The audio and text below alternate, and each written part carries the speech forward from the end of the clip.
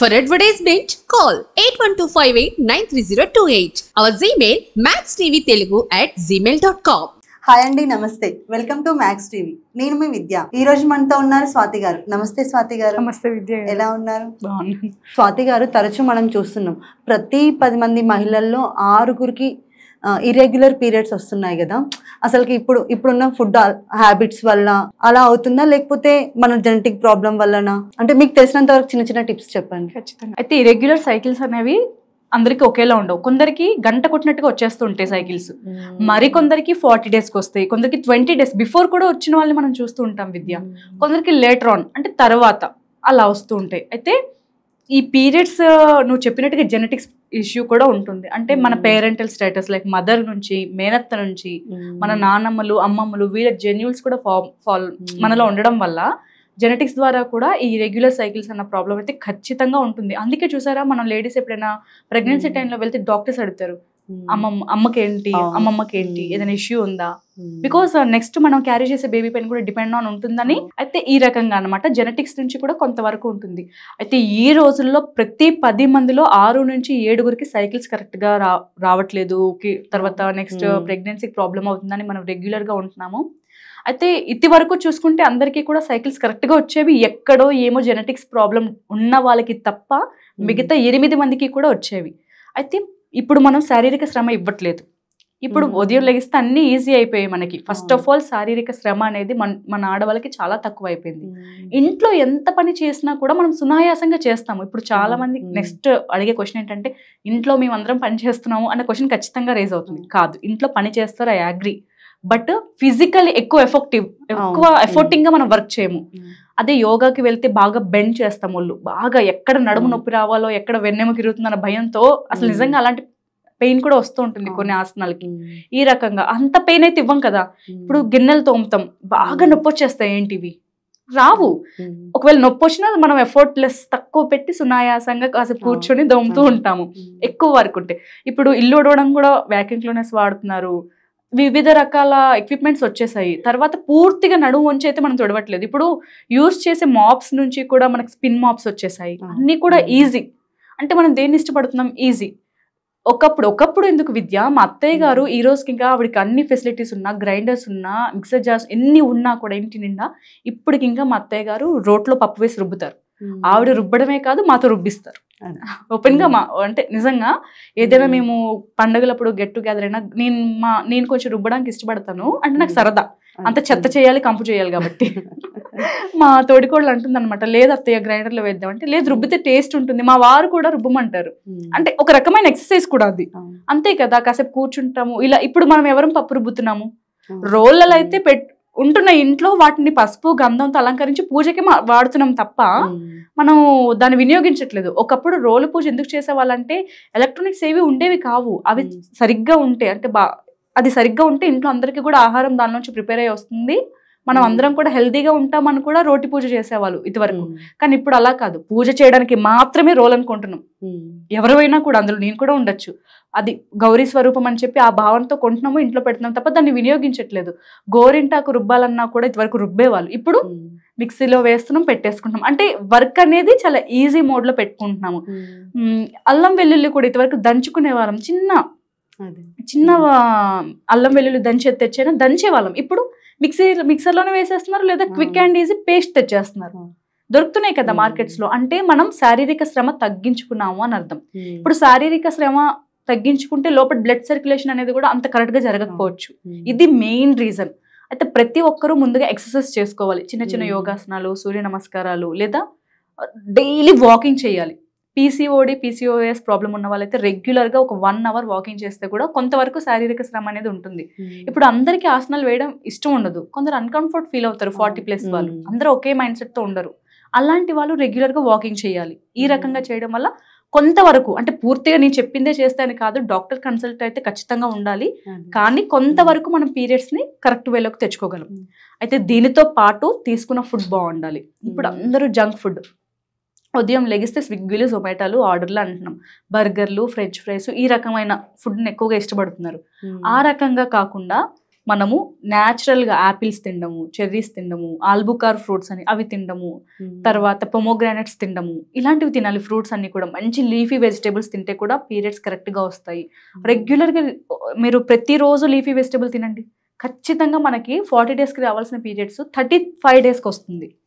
ఈ రకంగా మనము కరెక్ట్గా సైకిల్స్ వచ్చే వాళ్ళు కూడా చూస్తే ఎక్కువ లీఫీ వెజిటేబుల్స్ తీసుకున్నట్టయితే వాళ్ళకి డ్యూరేషన్ ఆఫ్ పీరియడ్ డ్యూరేషన్ కూడా ఇంక్రీజ్ అవుతుంది, 1 or 2 days ఎక్కువగా అవుతుంది అనమాట. ఈ రకంగా కూడా మనం ఎక్కువగా వింటున్నాం కదా. ఇలా మనం మంచి ఆకుకూరలు తినడం, తర్వాత డ్రై ఫ్రూట్స్ తినాలి. ఇంకా బెస్ట్ చెప్పాలంటే ఎర్లీ మార్నింగ్ ఎంటీ స్టమక్తో ఏమి తినకుండా కాస్త 1 glass గోరువెచ్చటి నీళ్ళు తాగాలి రెగ్యులర్గా. తాగి క్యారెట్, బీట్రూట్, కీరా, టమాటో ఈ 4 మిక్సర్ గ్రైండర్లో వేసి జ్యూస్ చేసుకొని పిప్పును వడగట్టేసి జ్యూస్ని తాగాలి రెగ్యులర్గా. మనం ఈ రకంగా జ్యూస్ తాగితే కూడా కరెక్ట్గా సైకిల్ అనేది వస్తుంది అనమాట. 100% ఇది వస్తుంది ఖచ్చితంగా. తర్వాత స్ప్రౌట్స్ తినడం, ఈ రకంగా మనం మంచి ఫుడ్ తీసుకోవడం వల్ల కూడా మనకి పీరియడ్స్ అనేవి కరెక్ట్గా వస్తాయి. స్వాతి గారు, ఐరన్ డెఫిషియన్సీ ఉన్న వాళ్ళకి కూడా పీరియడ్స్ సరిగా రావు కదా, వాళ్ళకి ఏమైనా మంచి ఫుడ్? అవును విద్య, మనము ఇక్కడ ఇంకోటి కూడా అబ్జర్వ్ చేయాల్సింది ఏంటంటే PCOS కాకుండా ఐరన్ డెఫిషియన్సీ ఉన్న ఉమెన్స్కి కూడా కరెక్ట్గా సైకిల్స్ రావు. అయితే డాక్టర్స్ ఏం చెప్తున్నారంటే కొంత ఏజ్ వచ్చాక ఐరన్ డెఫిషియన్సీ అనేది ఇంక్రీజ్ అవ్వచ్చు. అలాంటప్పుడు 30+ తర్వాత కొందరికి సైకిల్స్ కరెక్ట్గా వస్తాయంట. అంటే ఫ్రమ్ 13 or 12 అని మెచ్యూర్ అయిన స్టేజ్ నుంచి అప్ టు 30 కరెక్ట్గా సైకిల్స్ ఉండవు. బట్ 30+ తర్వాత కొందరికి కరెక్ట్గా అవుతూ ఉంటాయి. వయసు పెరిగే కొద్ది సైకిల్స్ కరెక్ట్గా వస్తాయి అంటారు. అంటే వాళ్ళకి ఐరన్ డెఫిషియన్సీ ఉన్న వాళ్ళకి ఐరన్ పెరుగుతుంది. అప్పుడు ఏంటి దానికి కారణం? వాళ్ళు ఐరన్ కంటెంట్ ఉన్న ఫుడ్స్ తీసుకుంటున్నారు అని అర్థం. అయితే ఐరన్ డెఫిషియన్సీ అనేది కూడా జెనెటిక్స్ నుంచే వస్తుంది మనకి, మన పేరెంట్స్ నుంచి లేదా మేనత్తలు, అమ్మమ్మ వీళ్ళ దగ్గర నుంచే వస్తుంది. అయితే బెల్లం బాగా తీసుకోవడం, లేదా రాగి జావ, బెల్లం అంటే రాగి జావ చేసుకుంటున్నప్పుడే కాస్త బెల్లం అందులో యాడ్ చేసుకుంటే కూడా మనకి వెన్నెముకకి మంచిది. తర్వాత సైకిల్స్ అనేవి కూడా కరెక్ట్గా వస్తాయి, బ్లడ్ కూడా ఇంక్రీజ్ అవుతుంది. అదే కాకుండా మనము నువ్వులు బెల్లం కలిపి ఏదైనా స్వీట్ లాగా, కజ్జు అంటారు కదా, నువ్వులు కాస్త దోరగా వేయించి బెల్లము కొద్దిగా అంటే 1 kg నువ్వులు తీసుకుంటే 1/2 kg పైన బెల్లం వేసి బాగా మిక్సర్ గ్రైండర్లో వేసి తిప్పాలి, లేదా దంచాలి రోట్లో వేసి. అప్పుడు కజ్జం లాగా ఫామ్ అవుతుంది, ఒక స్వీట్ లాగా. అది రెగ్యులర్గా ఇంత తీసుకోవడం, ఈ రకంగా చేయడం. కొందరు పీరియడ్స్ రావడానికి మిరియాలు, బెల్లం తీసుకుంటారు. అది అవునా? నేను మా ఇళ్లలో చేస్తూ ఉంటారు.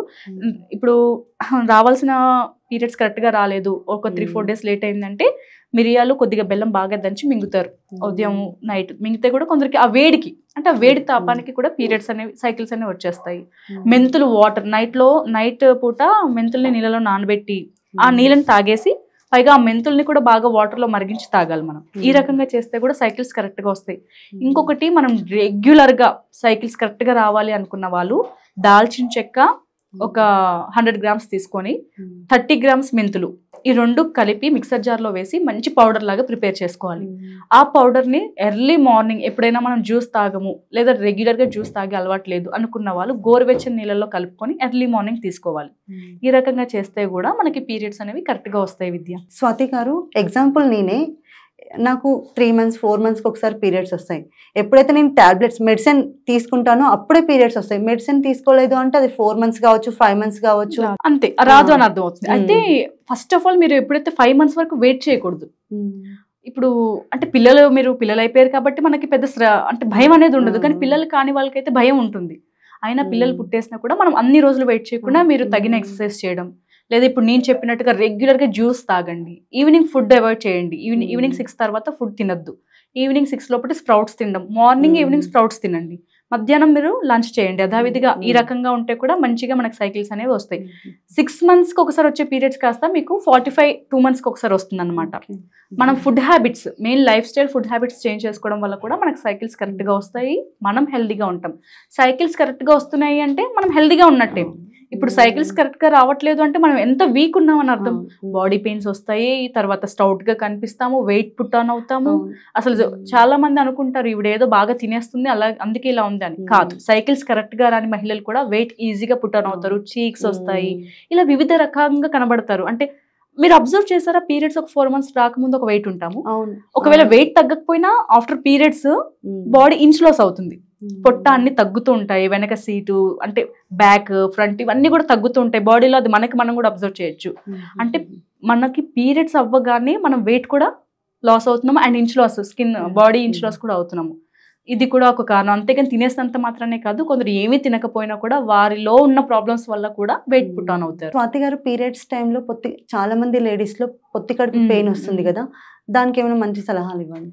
అయితే పొత్తి కడుపులో నొప్పి చాలా మందికి ఉంటుంది.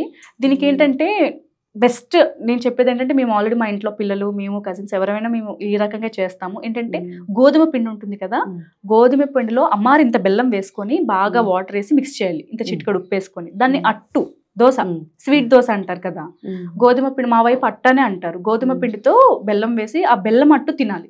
నిజంగా విద్య బాగా పనిచేస్తుంది, అది పెయిన్ తగ్గుద్ది. ఇప్పుడు ఏమంటారు, తిన్న వెంటనే పెయిన్ తిన్న వెంటనే ఒక 15 minutes కి పెయిన్ తగ్గుద్ది, చక్కగా పెయిన్ తగ్గుద్ది. యథావిధిగా మనం సునాయాసంగా పని చేసుకునేలా ఉంటాం అన్నమాట. అయితే ఈ ప్రాబ్లం మా అమ్మగారికి ఉంది, చెప్తాను. ఖచ్చితంగా. ఇంకొకటి రాగి పిండి ఉంటుంది కదా, రాగి పిండిని కాస్త తిక్కుగా ఉడకబెట్టుకొని అందులో బెల్లం వేసుకుని తాగితే కూడా పెయిన్ తగ్గుద్ది. హాట్ వాటర్, జస్ట్ ఒక వాటర్ బాటిల్ లో హాట్ వాటర్ వేసి ఇలా పొత్తి కడుపు పైన వేసి కాస్త రోల్ చేయాలి, టమ్మీ రోల్ లాగా. మనకి చిన్న పిల్లలకి చూడండి, మోషన్ వెళ్ళకపోతే టమ్మీ రోల్ పెట్టిలా రోల్ చేస్తూ ఉంటాము. ఆ రకంగా ఆ వేడి నీళ్ళ బాటిల్ ని పొత్తి కడుపు మీద మనం కాస్త రోల్ చేయడం వల్ల కూడా నొప్పి అనేది తగ్గుతుంది. ఇది స్వయంగా నా అనుభవం కూడా. ముఖ్యంగా అయితే ఫస్ట్ చెప్పినట్టుగా గోధుమ పిండి, బెల్లం అట్టు బాగా పిండిలో మొత్తం బెల్లం అంతా కరిగి అట్టు వేసుకుని తింటే తీయగా, అంటే ఎంత తీపిగా ఉండాలంటే నోటికి తెలియాలి ఆ తీపి. ఆ తీపి వెళ్ళిన ఒక 10 నిమిషాలకి నొప్పి చాలా తగ్గుద్ది.